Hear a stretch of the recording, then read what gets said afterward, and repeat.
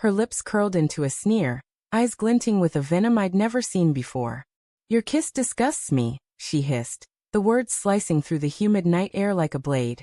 I froze, my hands still cradling her face, the warmth of her skin now a mocking contrast to the ice in her voice. The porch light flickered, casting jagged shadows across her features, turning her into a stranger. My chest tightened, a dull ache spreading as I stepped back, the creak of the wooden boards under my boots echoing in the silence. I didn't respond. I couldn't. I just turned and walked away, the gravel crunching beneath my feet. Her words looping in my mind like a cruel refrain. The street was quiet, save for the distant hum of a neighbor's air conditioner, and the faint rustle of leaves skittering across the pavement. My truck sat at the curb, its chipped red paint glowing faintly under the street lamp. I fumbled with my keys, my fingers trembling, not from the late summer heat, but from the weight of her words. Disgust. The word felt like a punch, bruising something deep inside me. I climbed into the driver's seat, the worn leather creaking, and gripped the steering wheel, staring at the dashboard. My reflection in the windshield was a ghost, hollow-eyed, jaw clenched, a man unraveling. I'd kissed her 1,000 times. Soft kisses in the morning, her hair tangled from sleep. Hungry kisses after too many beers at the bar. Gentle ones when she cried about her mom's cancer scare last year. Every one felt like a promise, a tether to something real. But tonight, her mouth had twisted against mine, pulling away as if my touch was poison. I replayed the moment, searching for clues. Had her eyes flickered with guilt before the words spilled out? Was her voice too sharp, too rehearsed? My mind churned, doubt creeping in like fog, obscuring everything I thought I knew about her. The engine roared to life, but before I could shift into drive, a sharp rap on the window jolted me.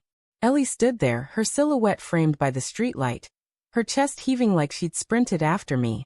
Her dark hair was loose, strands sticking to her flushed cheeks. "Hey, just kidding," she said, her voice muffled through the glass, a nervous laugh breaking through. I didn't mean it, Jake. Come back inside."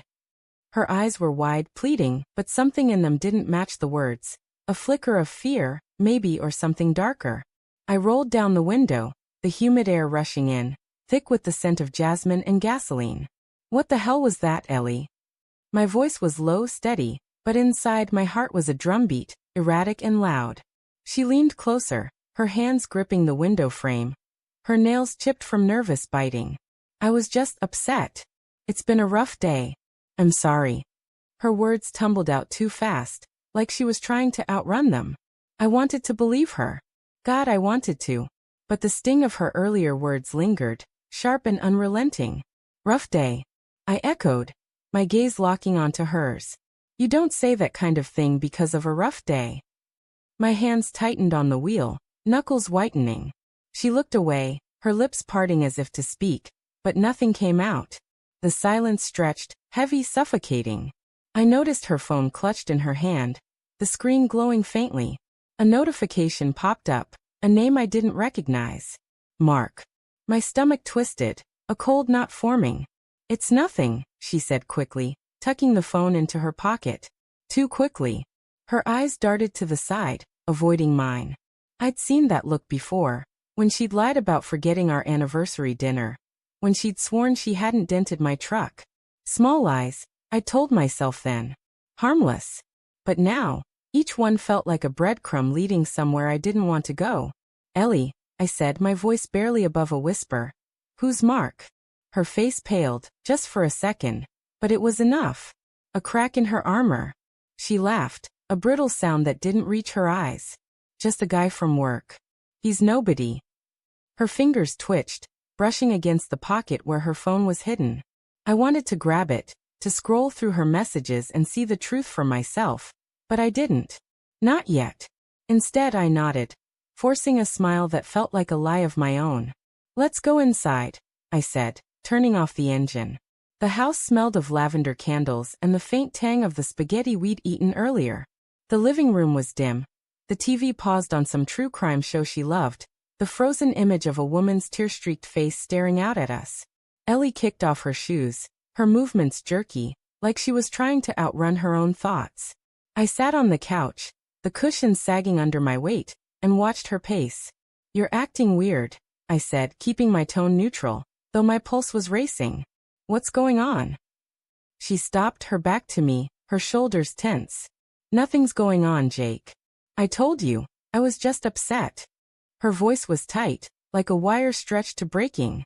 She turned, forcing a smile, but it didn't hide the way her hands shook. "Can we just drop it? Please." I wanted to. I wanted to pull her into my arms, to kiss her until the world made sense again. But the image of that name, Mark, burned in my mind. I stood, crossing the room to where she stood by the kitchen counter.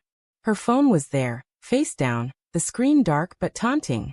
"Show me," I said, my voice steady despite the storm inside me. "Show me there's nothing to hide." Her eyes widened, a flash of panic crossing her face before she masked it with indignation. "You don't trust me?" she snapped, her voice rising. "After 3 years, you're gonna act like I'm hiding something?" Her anger felt rehearsed, a shield to deflect my suspicion. I didn't back down. "Then prove me wrong, Ellie. Show me the phone." She hesitated, her hand hovering over the device. The air between us crackled with tension, every second stretching into eternity.